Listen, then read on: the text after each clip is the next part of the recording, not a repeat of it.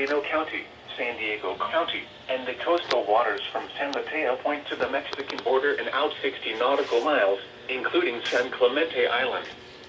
A test signal was broadcast to test the public warning system. The test is normally conducted between 10 a.m. and noon each Wednesday, weather permitting. The signal was also used to test the activation and emergency readiness of the Skywarn network of radio operators.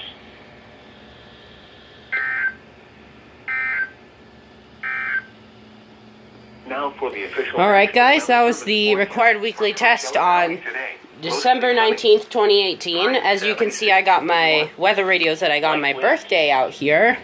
The solar link went off. These two went off. I decided to switch things up a bit. Do it outside in my backyard. I'll move my weather radios back in my room. You may have not have heard the WR400. The speaker recently blown. So, rip the WR400, so I'll be getting a new one on Friday, but I won't make an unboxing and setup video.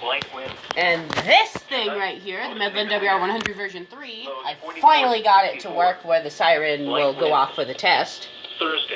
So yeah, nonetheless, it was a perfect activation. So I'll see you all in the next video, and bye.